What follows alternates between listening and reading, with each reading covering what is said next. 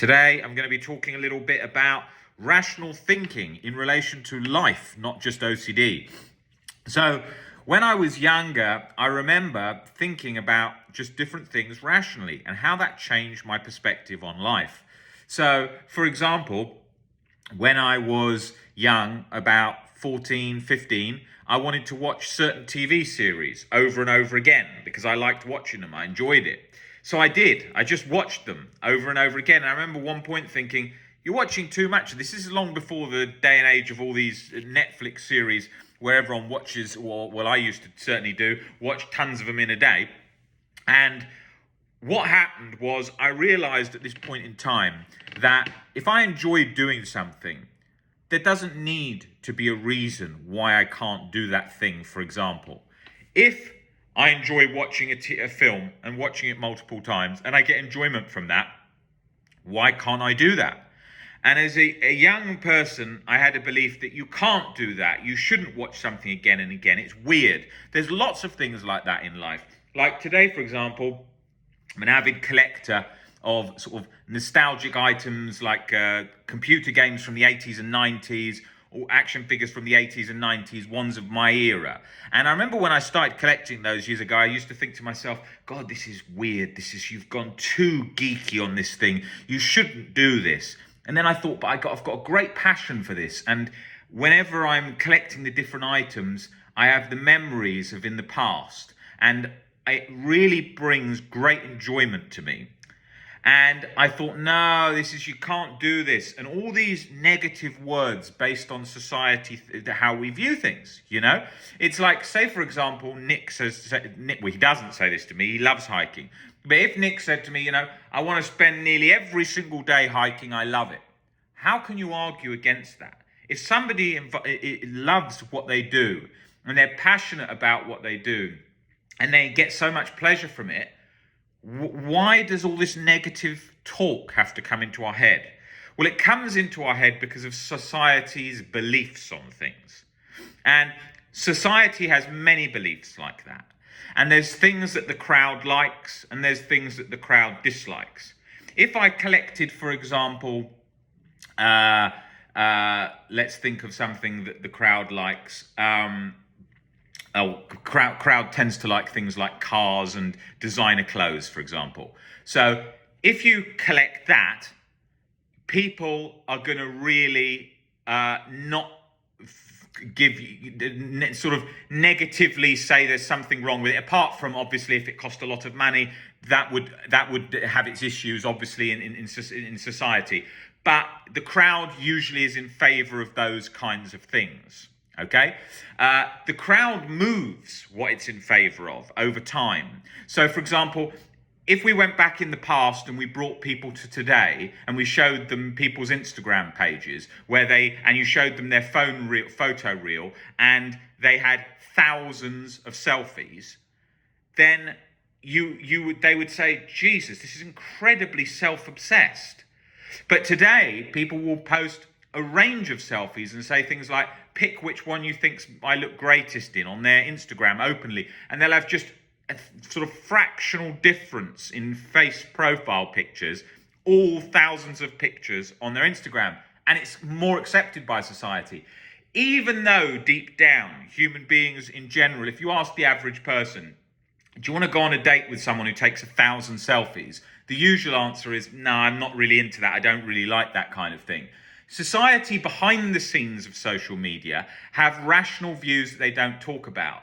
Like, for example, I never really got into dating apps. It was probably because I was always very busy with work. And I didn't like the energy of it and having to do all of the pictures and all of the things that I'm just not a big fan of. I'm not a big fan of sort of celebrity culture and lots of these sort of modern photos and all this stuff. I wasn't a big fan of it. I'm not saying there's anything wrong with it. People meet their partners on it, and I know people that have and have had a great experience. But I'm just not all about that sort of pictures online of all personal life stuff and trying to get likes in that way. I'm not a big fan of that personally. However, when I went on dates, not using a dating app, and I met somebody and I said to them, what do you think of dating apps? People used to always say to me, like, I hate dating apps. I don't want to go on a dating app. I'm really glad that, for example, that you don't like dating apps, for example. I'm not that anti them, but I'm saying it's just as a point to make here. And what happens is people in society have views of things as a collective. We all have these views that we don't share on social media. So like the average person sees things much more rationally in a lot of cases than's portrayed on social media.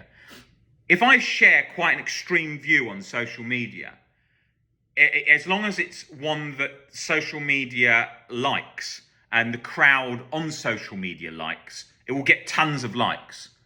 But in the real world, if I was to share that view at the dinner table with friends, people would say, oh, that's a bit extreme, that's a bit too much. And you see that in so many areas. And that's what happens in life. Like, if you ask people today, what do they think of, like, state of the world, for example? Most people tend to say, oh, things are very extreme in a lot of ways. People are very one way or another. Lots of technology I'm not a fan of. This is what they will say. People will say this. And they're not sharing that on social media. If you think about social media, you're seeing mainly people who want to be seen on social media. You're not seeing all the people who don't want to be seen on social media. Now, they've all got opinions too, but you're not seeing those. So on social media, you're only seeing the opinion of what social media, it gets shared. And if I share something that's, like I said, in favor of the collective on social media, then it gets loads of likes, then it gets shared lots, and then people start to think that's the majority of thinking. And it isn't. And it's important to be aware of all these things, because I was watching this documentary the other day on the life of Joe DiMaggio and Marilyn Monroe. And I'm not of that era, but obviously know Marilyn Monroe as a film icon. But I was watching interviews with people at the time that were being interviewed about what they thought of Marilyn Monroe, the man on the street. And people were saying, oh, it's not for me, it's too flashy, it's not my kind of thing, she's not my kind of person, all this kind of stuff. But then in history, when we look back at things, things are icons, and we see a view from the media, for example. I'm not knocking Marilyn Monroe here, I'm just saying as what this documentary was talking about. So in life, and there is actually a picture of Marilyn Monroe hanging on the wall over there, so I'm not knocking Marilyn Monroe. What I'm saying is that the problem is today, we have this view that whatever we hear enough on social media is the common view. And that's like all the beliefs that we have that make us anxious. We have a view, like, for example, if you speak to people who have a fear of contracting HIV, they'll say, I'm very scared of having HIV because I'll be ostracized from society. I'll be kicked out. We know that's factually not true, because people with HIV, which I have met people with HIV, don't feel, they feel separate if they have beliefs about HIV that they hold and they believe strongly, and then they feel separate. But there are many that feel more connected. There are many that have other social groups because of the illness. So there's things like that. Same as OCD. Think about the journey. People feel incredibly isolated. But then in like our WhatsApp groups, it's a community that's so connected because people realize, shit, I have this suffering in common with someone. I'm not the only person. We know what that feels like, because it feels bloody lonely when you're stuck with OCD. But then the polar opposite, when you meet people with OCD, because of the connection you get from the shared suffering experience. So the same with HIV, they would feel in society, people think the common belief is, oh my God, I'll get rejected by everyone. It'd be terrible. I'll never find a partner. But in reality, that isn't so. People have children people who have HIV have children, people have relationships, get married, all these kinds of things. So it's not exactly how it seems. So when you are looking at things with rational thinking, you have to ask yourself on other areas and other beliefs and other fears you have, are you being rational? because you're probably not in so many areas. And as you get better at that, you don't have to become this sort of rational robot. But once you do that more, then it chips away at your main fears. And that's so key. So once I do that on so many areas of life, you get a more balanced, stoic view of life. That doesn't make you soulless. That doesn't make you bored. It actually makes you feel more connected to life, which people don't imagine it does, but it does, because you understand people's suffering. You understand people's hardship, difficulties. You understand gratitude in the moment of the things you have. Take, for example, clothes shopping, right? Some people go and buy lots of clothes. I am not one of those people, but some people do buy lots and lots of clothes. I actually personally get frustrated buying clothes. I do it very quickly. I go in the shop, I know roughly what I want, and I buy it, and I try not to go in there too often because of all the hassle. I have to try things on, try this on, what does this look like, then this other thing, and so on. It doesn't bring me enjoyment, but I know it brings a lot of people enjoyment. With clothes shopping, most people, particularly in women more so, because with women buying clothes and more tend to buy more outfits and clothes than men do in general. And with that situation, what happens is people will often say, and men say this as well, it's not a judgment on either, I have nothing to wear. What it obviously means is I have a lot to wear, but there's nothing that I particularly like to wear right now, okay? Because of how I like it, or how I've changed my look and it doesn't represent that, whatever. And it just doesn't feel like the thing you want to wear. But realistically, what actually happens is when you're going shopping, you're seeing things lit up well, and then with mirrors in those changing rooms that are lit up well, and the whole atmosphere and the music and all the things that are in the shop designed to make you want to buy those clothes. And you get a feeling like this item of clothing is going to change my life in some way, or my feeling right now. But standing behind you is a wardrobe with tons of clothes, and they haven't produced that long-term feeling. Hence why we know that things like shopping have a level of diminishing returns, as does constantly moving house, constantly changing car. All these things have diminishing returns. It depends. If someone's hugely passionate, like I just said, with collecting games and action figures and things like that, you have, I could just say, oh, own 3 and enjoy that. But I get more enjoyment from collecting and the passion of them. But that is also going to have a diminishing returns. If I had a house that was completely full of them, then there would be a level. But that's a hard one to argue too, because you do have collectors that, when interviewed, you look on YouTube at famous people that collect things, some of the people are hugely passionate with, where it looks like it's completely become an obsession, where it actually, there are obsessions with hoarding and so on, but there is not an obsessional nature, an unhealthy nature in all collecting. And so some people will collect lots and be so happy about what they do, no matter what size of collection they have. And I think a really important thing, and I'm getting to this point, is drawing on minimalism here, is that what we tend to do is we tend to forget these diminishing returns, and we tend to forget the enjoyment we get out of each thing. When I used to go on holiday at 18, 19, I could have gone to a shit caravan park as long as it had alcohol and it had people to go to the club or bar with, whatever. You didn't care. You had the best nights of your life like that. And I remember once I went to see a friend who had a night, who was involved in the nightclub business, and went to his nightclub in the day, and all the walls were peeling and all the floors was cracked. And I thought, how do I enjoy myself in here? This place looks horrendous. But you don't notice that because you enjoy the connecting and having a laugh with your friends. So then I took 2 years out of drinking alcohol as well at one point in my life. And then when you've got a place that you're thinking, this place is shit inside, and I'm not enjoying the conversation that much, and I'm not drinking, your whole perspective of everything changes. And that's important in life, to see these things, not to become sort of old and grumpy, but to realize the things that you enjoy and why you enjoy them. You know, I remember I once said to a guy who'd bought a new car, and he was taking me for driving his new car, and he said, "Oh, I love this car," and so on. And I was pretty rational in lots of ways at the time. And I said to him, I said, "What you love about this car is that everyone on the street notices the car." I said, "That's the main part of the fun." I said, "If no one on the street noticed it, would you still enjoy it?" And then he said, "Rob, can you shut up, because you're making me not enjoy this car?" And I wasn't meaning to say it like that. I was just looking at the interests of how things are, how we view things, and our perspectives on things.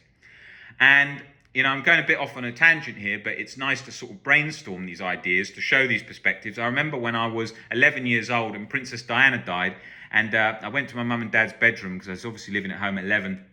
And mum and dad were in bed, and they had the newspaper, and they just read about Princess Diana, and they said the princess in England, we're in England, has died, and this is a very big day. This is very shocking. She just died in a car crash.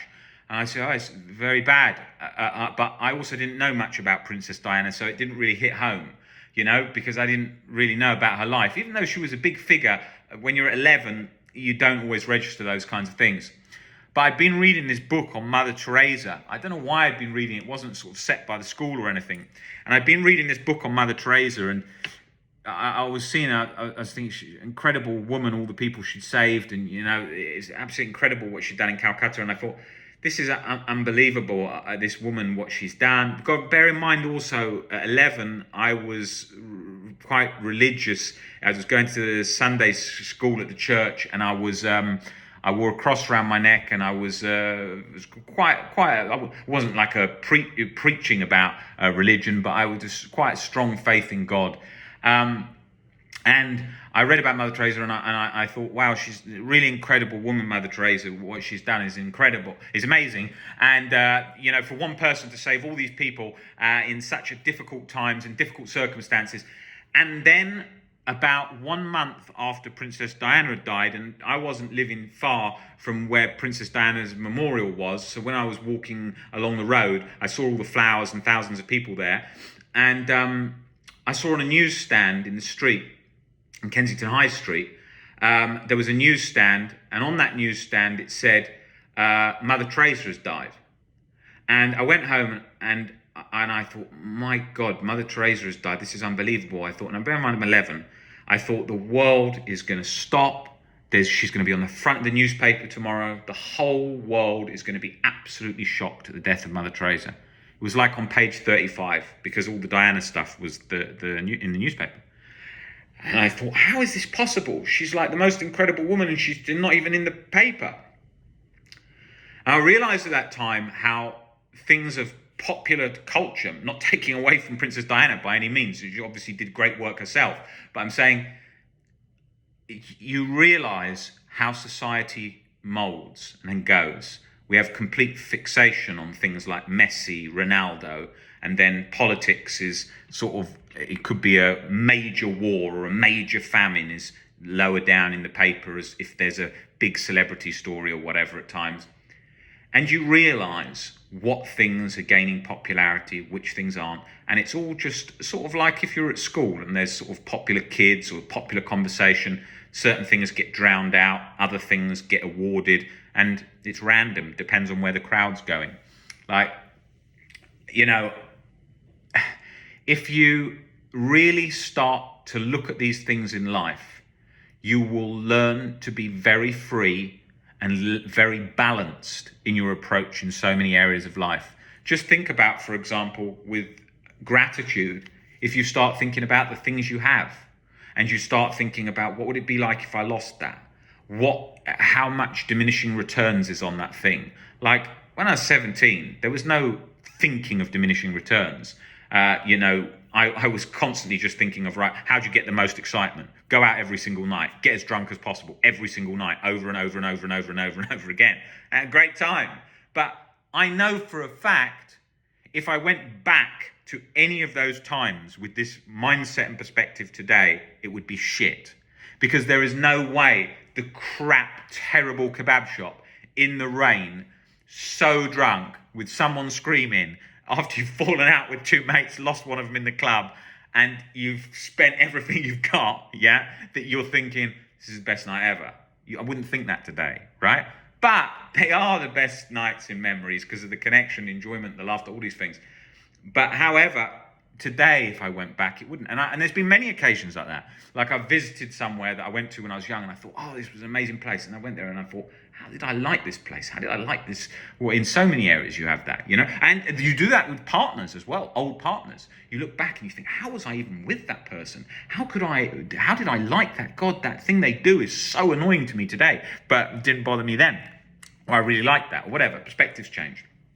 And what I'm drawing on all this for is as you go through the anxiety recovery journey, you are going to notice these perspective shifts in so many areas of your life. So, for example, if you're breaking down the fear of getting HIV and you're learning to see, hey, I can still have a family, I can still live a reasonably good life now, a long life now because of medication for HIV, all these different factors, you start to realize, hey, it's not so bad. Even if I got that disease, I could still be here. I'm never going to live forever. I'm going to die eventually. And all these different things. And then you start to realize, oh, so I changed my perspective on that to be less scared. Then I can change my perspective on this, and then I can change that. And then you start to see what's driving you and what you're running from and all these different areas of your life, right? I remember I was watching an old interview with, I think it was with Albert Ellis, and was he talking to somebody at the time about what made them happy or what didn't make them happy in like 1950 or something. And the things that they were caught up with were like, what if I fancy, it was a woman, and it was, what if I fancy too many guys after my husband had died? Now, in today's world, that wouldn't really be a big deal. You'd be thinking like, okay, my husband's died. It's natural that I'm going to want to have other relationships. And just thinking about that isn't such a big deal. But times were different then, and times are different in different cultures.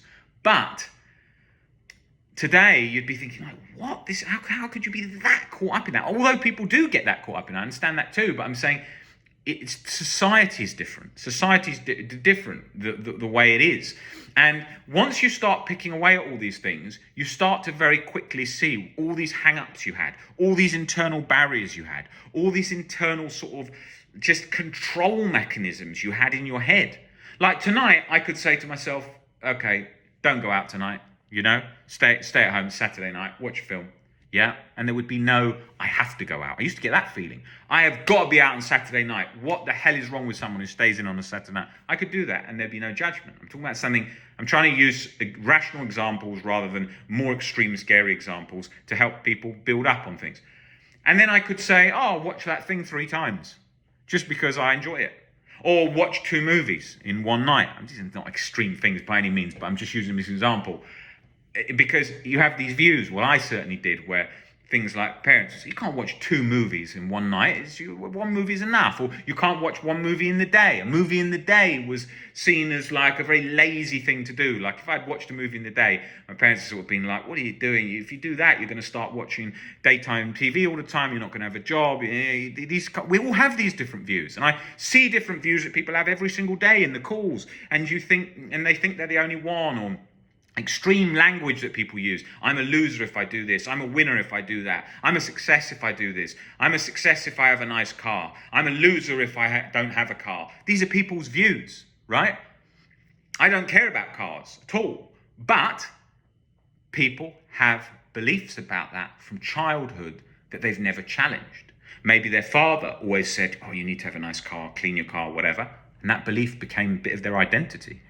So to be free, you have to think about what you want, what things you want in life, which ways you want to navigate. And it's easier to navigate off the beaten track. It's very easy to follow the crowd. You want to follow the crowd, you go on Instagram, you take loads of selfies, you buy loads of designer clothes, you go out a lot, you have the same films in common, you have the same music in common, you go to the same festivals, you like the same celebrities. That's easy. People think that a lot of those things is brave. But it's not actually brave, because doing that is the crowd. What's brave is breaking away from the crowd, right? And it's like all these things change with time. I remember when I first got into weight training, and I used to own a gym in the past, and when I got into it, I was 15, and I went to the gym, and I asked this personal trainer in there, what should I take? And he said, you can take creatine, whey protein, all this stuff. And he didn't even have any shops selling whey protein or creatine. And I was living in central London. There wasn't any near me at all. The pharmacy had like one tiny protein powder that was mainly for like some kind of like vegetarian thing. But there was no like one for big tub one for building muscle. I had to go to a trading estate in the East End. And then I started going to a gym in the East End, in Bethnal Green, where I worked out for a long time, just to get that, right? Now, every store, every supermarket, everywhere, and every person you meet is a fitness and pictures himself in the gym, more pictures of himself in the gym than actually working out in the gym. And we've got a whole different culture, and that's how things change. And perspectives of things change. If you went back to 100 years ago, people would have done an apprenticeship. And if you wanted to become a carpenter, there'd have been an older man who would teach you, and you'd be on low pay and you'd be learning about carpentry. And then eventually, after a long time, you'd possibly get his job or another job or whatever. And there was a respect and there was hard work and it was real grit.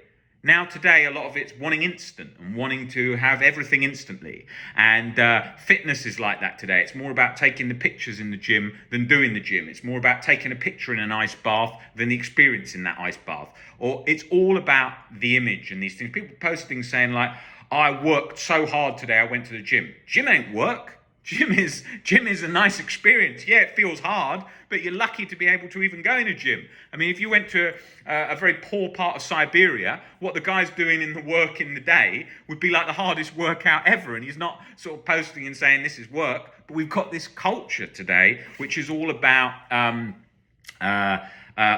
this sort of showing off culture and showing off things. And people today, like the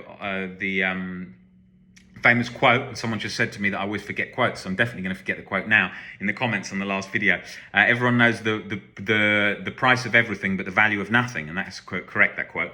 And that's very much what society is like today, because it's more about showing it off than the experience. You know, when I get to a restaurant, I had a pizza just earlier, and I went to this Italian restaurant and ordered a pizza, and watched the guy make the pizza.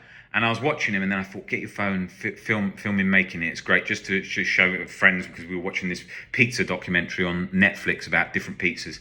And I was watching it, and I thought, I don't want to film this guy. He's just doing his job. What's he going to think? He's having to be filmed when he's making his pizza. I mean, the world's bad enough today in the fact that you just go in to get a sandwich, and it's like, rate how good your sandwich was made, 5 stars. I don't want to rate a guy 5 stars on making a sandwich. He's doing his job. Why does he have to be rated for everything? It's ridiculous. It's a bit like Black Mirror, the way the world's become. And so I watched this guy make the pizza. I didn't want to film him because I thought it's a bit rude to him. Then the pizza came, and I thought, I got that urge. Oh, I want to take a picture of that pizza, send it to your friends, and show this to be. And then I thought, what am I doing? You don't want to be doing that. And so I noticed that sensation, yeah? And I noticed that in life, and I think you've got to enjoy it. Look at festivals and concerts people go to, everyone with a camera, everyone wanting to share it before the experience, and they're losing the experience in the moment. I'm always thinking about that, like, what if you don't want to share it, how much you're enjoying it? That's like anything, like some people, if people's decisions in life. Maybe somebody wants to buy a house and they think, oh, if I get this house, then when my friends come around, I can show them this amazing dining room. I always think, well, what happens if you weren't to show your friends that dining room? Would you still want that house, or would you want something smaller? Do you really need that, or are you doing it for showing off? What are you doing it for? And so I do live by an element of minimalism, but certainly by no means a minimalist. But I do appreciate minimalism, and I did very much like the documentaries, the movement and all of it, and the philosophies behind it. And I do apply variations of that in my own life, but I don't try to be so controlled and nail certain things down. I try and live life freely in all things, because the world's becoming very much in a way today where everything's more about control. If I follow certain influencers on the internet, they're like, take 40 pills a day to live to 150 and all this stuff, and I think, well, if I did that stuff, I'd become so compulsive. I like to have a drink in the evening, I like to enjoy my life, I like to take things not too seriously, because other areas of my life are very serious, like with what I do for work. It's a really full on, and we work with so many people, and so certain areas of life you're very focused, and then other areas of life you want to be relaxed. And I know I've gone on a bit here today to sort of show different areas of my thinking and life and how those things go, and and hopefully that you can process that in your own life and how that works out. And I think to sort of sum this up so it doesn't go on forever is, whatever you're doing in life, whatever your experience, you are allowed to have that. Yeah, so you may think, you may be at part of your life where you think, I want to travel and I don't want to, I don't want to just stay in one place right now. I want to do that, and I don't actually want to do it with anyone. I want to just go and do it myself. Someone might think that. Fine. Just think about, is it helping you in direction to goals in life? Is it making you happy? Happiness is a good enough goal. You're only on the earth for a short enough time. I don't tend to chase happiness. I tend to chase difficult challenges in life that push me, and things that I think I get to experience things in life that other humans haven't, like by, for example, doing certain experiences, like, for example, what I'm doing with OCD. I get to see so many different people from around the world, all with OCD, and hopefully changing OCD in a big way. And that's a great experience that not a lot of humans get the chance to experience. And so it's quite exciting doing that. So I do that, and I think I'm always trying to find very difficult challenges to keep pushing myself more and develop myself more, and I do that, and that's what I enjoy. But that's not for everyone. It's certainly not for everyone. Working how I work, which is a lot, is not for everyone. And you can think about your life and think, what do you want? Maybe you want a family and you want to have kids, and you just want a family, kids, and a job that pays the bills, and that's all you want, and that's fine too. And that's great. And people often say online, you've got to be different, or you've got to be. You don't. You can just do whatever you want to do, right? You don't have to conform to things like the boxes that people say, and that's all okay. You may just want to go fishing and you love it and you want to make it your whole life. Do it. It's fine. But just weigh these things up. And often when we're pushed to do things from sort of negative experiences, like, I want to show the whole world, I want to show my family, and I want to show this, you've got to take a step back and ask yourself, well, when they're all passed away in the future, who are you showing? And things like that. And is that decision still carrying you in the right way? Because you see athletes all the time reach the top, and then they suddenly got so depressed. Well, that's because they've been working for something all the time, and they got to it, and they realized it wasn't the thing that they thought it was, and all the time they'd spent to get there. And we all know that with OCD, because, we work towards recovery, and we remember all the years being stuck. And we remember, and then there can be, the lost years and all that stuff that Sam just spoke about in a video the other day. So what we've got to do is we've got to focus on how this is building us, empowering us, changing our minds so that we've got much better ability at dealing with everything in the world. And that's the goal, and that's the skill. So whatever experience you go through, you're using that to transform you in one way or another. But just think about the things you're doing, what benefits they're bringing in.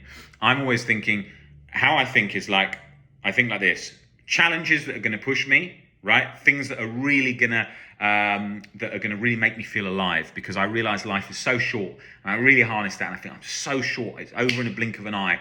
What do you want to do that's pretty amazing? And I go for that. And then I'm thinking of health, fitness, to feel good, feel alive and healthy. And then experiences normal life, not taking life too seriously, going out with friends, drinking, party, whatever, all these things. I do all of that too. But I'm factoring in that diminishing returns. Is this too much to chase happiness? Is this getting me the result I want? You can look at some people's lives. You look at people that are very materialistic, buying things all the time for it. You can just see they're not getting that much happiness. Maybe someone with an addiction going gambling all the time. And you can see it's a pretty negative place, going to a casino. Same as any addiction. So with drugs, alcohol, whatever. Are they really look happy? Do they really look like they're enjoying themselves? And that's important, and that's a way that I've always. I don't work with. I'm working with OCD. I'm not working with people with addictions, like in an addiction center. But whenever I've spoken to people that were gamblers and things like that, personal friends that get different addictions, perhaps like gambling, for example, and I said to one guy, I said, look, whenever you go in a casino now, do you see it as a really happy place? Do you stand in there and think this is a happy place? And people say, no, it's miserable. It's dark. It has excitement, real rushes of adrenaline, but it's dark. And you notice that when you notice. I noticed that when I took alcohol out for 2 years and I started going to clubs and partying and things like that all the time. I started to look at the thing and I think, how much do I enjoy being here? How much am I actually me? Or how much is this a sort of path that's being formed by alcohol and so on? And you change your perception of things. I drink now and I enjoy drinking, but I'm not going out to doing big sort of nights out where I'm getting ridiculously drunk like I did when I was young. Alcohol was never a problem like that. But I think the thing with alcohol and the phrase a problem is do you like the person you're becoming? It wasn't an addiction, but I prefer the me without. And I prefer the me with 1 or 2 drinks, right? And if I saw me now who'd had a lot of drinks, I'm very controlled within reason, you wouldn't necessarily tell. But I still don't like the version of me that's that level of the way I think in those situations. So that's key. And just think about that in all different areas of your life. What you like, what you don't like, what changes you want to make, how you're going to make them. And don't take it all too seriously, because we're live for a very short time. And like Albert Ellis says, the goal is just to have a ball whilst we're on this rock floating through outer space. So yeah, hopefully I didn't go off too far at a tangent, but covered some good points there.